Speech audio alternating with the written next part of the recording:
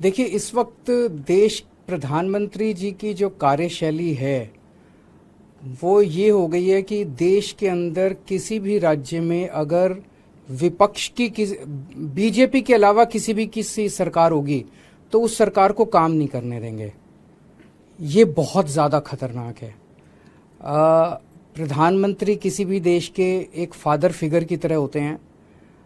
चुनाव में हम आपस में लड़ें, लेकिन चुनाव होने के बाद एक बार अगर कहीं कोई सरकार बन जाए तो उस सरकार को पूरी तरह से सपोर्ट देने की जिम्मेदारी और उसके साथ खड़े होने की, उसको अच्छा काम करने में मदद करने की जिम्मेदारी प्रधानमंत्री जी की होती है।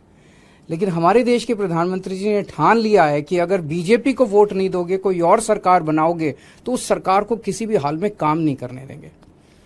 एक तो वो ये करते हैं कि अगर किसी और की सरकार बन जाए बीजेपी के अलावा तो उसके सारे नेताओं के ऊपर ईडी और सीबीआई छोड़ देते हैं, उनको गिरफ्तार कर लेते हैं, उनको तरह तरह से प्रताड़ना करते हैं, तरह तरह से तंग करते हैं, उनकी पार्टी तोड़ देते हैं, उनकी सरकार गिरा देते हैं।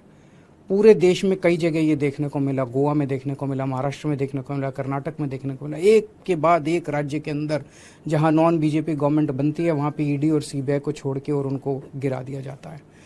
ईडी और सीबीआई को छोड़ते हैं, नेताओं को डराते हैं। अगर नेता बीजेपी में आ जाए तो सारे मामले बंद हो जाते हैं। हेमंत बिश्व शर्मा, जो इनके ऊपर पहले सीबीआई और ईडी के इतने मामले थे, शारदा कांड था शायद उनका, उसके अंदर वो फंसे और जैसे ही वो बीजेपी में आ गए सारे मामले खत्म। तो या तो वो पहले निर्दोष थे और या दोषी तो थे लेकिन बीजेपी में आ गए तो सारे मामले खत्म। उसी तरह से शुभेंदु अधिकारी का मामला आता है, मुकुल रॉय का मामला आता है, नारायण राणे का मामला आता है। अभी उद्धव ठाकरे जी की पार्टी से जब इतने सारे एमएलए तोड़े गए तो कहा जाता है कि उनमें कईयों में सीबीआई और ईडी के मुकदमे चल रहे थे जिनको ठंडे बस्ते में डाल दिया गया। तो सीबीआई और ईडी का इस्तेमाल भ्रष्टाचार के खिलाफ के लिए नहीं कर रहे, सीबीआई और ईडी का इस्तेमाल कर रहे हैं चुनी हुई सरकारों को गिराने के लिए और दूसरी विपक्षी पार्टियों को तोड़ने के लिए।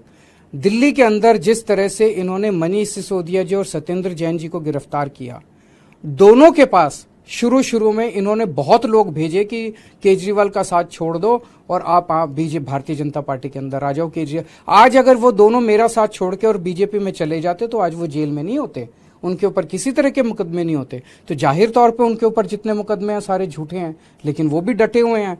तो ईडी और सीबीआई का इस्तेमाल केवल और केवल विपक्ष को तोड़ने के लिए और बीजेपी की जबरदस्ती सरकार बनाने के लिए किया जा रहा है। दूसरी तरफ गवर्नर्स का इस्तेमाल किया जा रहा है। मैं स्टैलिन साहब से बात कर रहा था, 20 से ज्यादा बिल जो विधानसभा ने पास कर दिए उस पे गवर्नर साहब साइन नहीं कर रहे।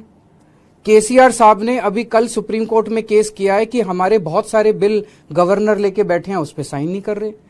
पिनरई विजयन साहब के कई सारे वाइस चांसलर्स की नियुक्ति उन्होंने रद्द कर दी। ऐसे चुनी हुई सरकारें कैसे? ममता दीदी परेशान है, नीतीश कुमार जी से मैं बात कर रहा था, वो परेशान है। दिल्ली के लेफ्टिनेंट गवर्नर समझते हैं कि सुप्रीम कोर्ट और संविधान को वो मानते ही नहीं है, वो खुलेआम कहते घूम रहे हैं कि मैं सुप्रीम कोर्ट और संविधान। ऐसे देश कैसे चलेगा? तो अगर देश का प्रधानमंत्री नॉन बीजेपी सरकारों को काम नहीं करने देगा और अवरोध रोज पैदा करेंगे देश के प्रधानमंत्री, तो इस तरह से तो देश के लिए बहुत खतरनाक स्थिति है।